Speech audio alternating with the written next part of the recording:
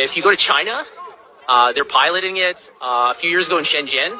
So I lived overseas. If you go to Shenzhen, back in 2017, they already had facial recognition cameras there. So if you jaywalked in Shenzhen, they would immediately detect that and send you a notification, and they would deduct money from your what they call WeChat account. They use two main apps, WeChat and Alipay.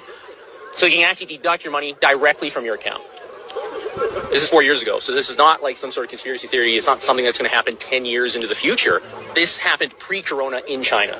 And so this system in China that exists is extremely advanced. They can detect if it's a man or a woman. They can guess your age. They can detect what kind of car model it is, who the manufacturer is.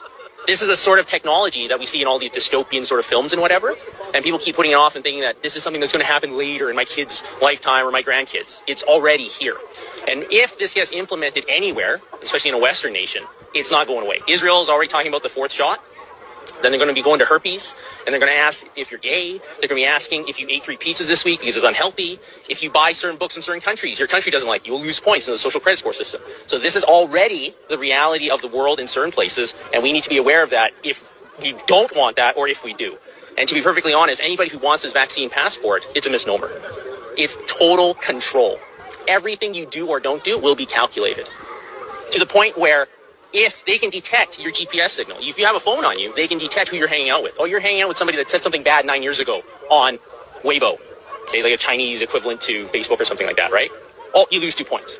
Oh, you bought Japanese books, you lose 5 points because you don't like Japan. This is what is going to come here because it's already there.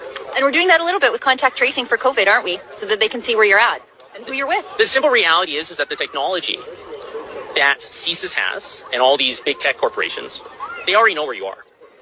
It's just that they don't want to shock the system too much and admit that they have it. Edward Snowden revealed all this back in 2013. He fled to Hong Kong. They wouldn't keep him there, so now he's in Russia. Yeah. But the NSA has all of your information. They know your Google searches from like February 9th, 2004 in a bunker in Colorado. Help me, Rhonda. Right? They have all this information. So, but they don't, like in the US, they have the Fourth Amendment. They're not supposed to track you forever.